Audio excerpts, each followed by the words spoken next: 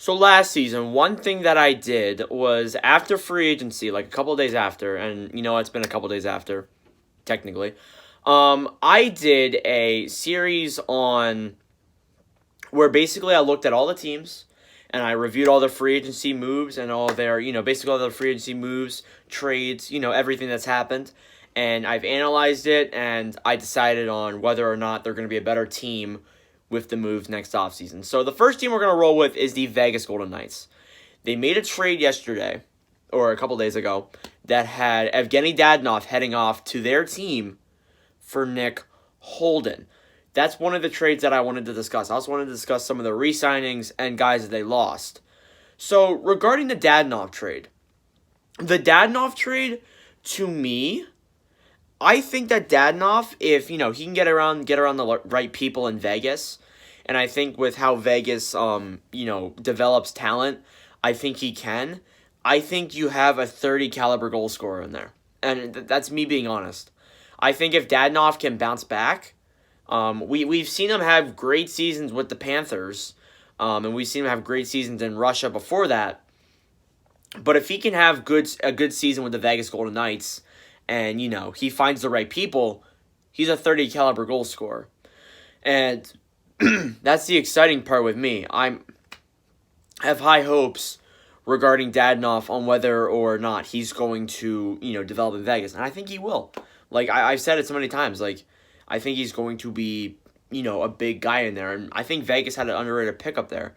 And as for Nick Holden heading back the other way for the Ottawa Senators, it's a good deal, but I think that with other moves that they could have made, it's not a bad defensive pairing option. He could be probably playing third, maybe even second pairing minutes at points. All that Ottawa really needs to do at this point is acquire the depth that is necessary to make this team a contender. And I think next season they're going to be more of a contender than people think.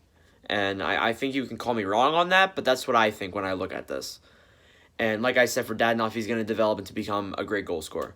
So the re-signings that happened for the Vegas Golden Knights was Alec Martinez re-signed with the Knights on a 3-year extension, if I'm not mistaken. Defenseman, played on a broken leg in the playoffs, and he obviously made them go to the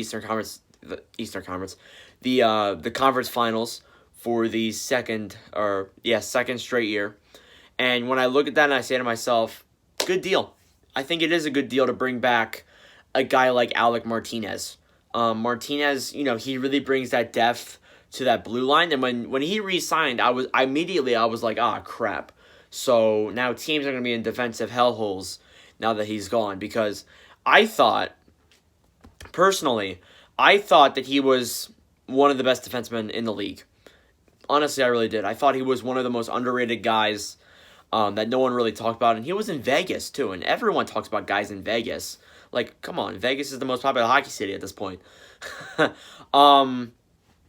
thought when I saw it, it was a good signing. And, I think he'll definitely develop into, a much bigger role as a defenseman, playing with, Shea Theodore, Alex Pietrangelo. He's going to get more minutes now that Nick Holden's gone as well. So, I just think that I look at the team and honestly, I'm excited for how he's going to develop even more with Vegas than he already has. As well as that, Matthias Janmark also signed a 1-year extension with the Golden Knights. A good signing as well.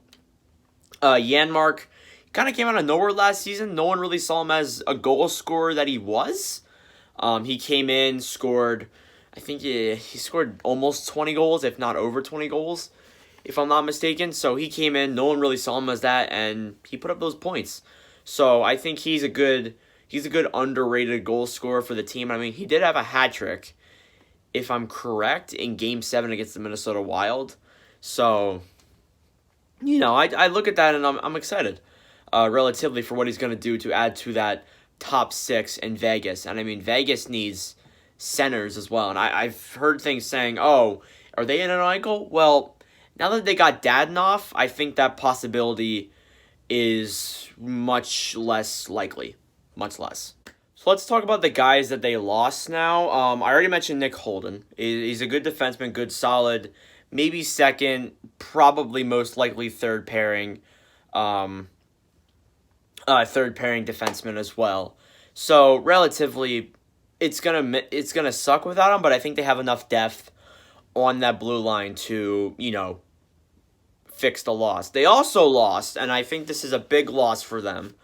When they're out there trying to get centers, you don't want to lose centers, and you lost Thomas Nosek, who, in my opinion, is a really underrated, talented center when he was in the desert.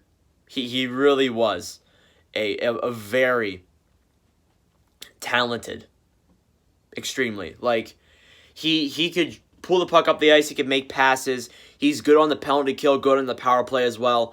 Relatively, he's good in kind of every aspect. And when he's going to Boston on that extension, it's a good signing because Boston, they obviously need the depth. And Don Sweeney's obviously accepting that. So he's bringing in Foligno, Nosek.